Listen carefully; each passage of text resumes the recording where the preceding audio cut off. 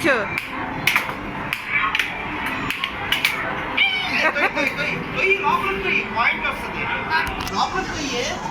Time అయిపోతుందిరా. తొండ అంటారు దీన్ని.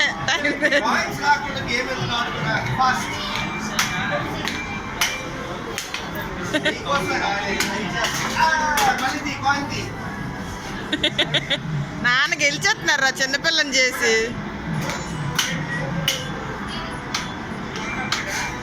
ఆడండి సరిగ్గా.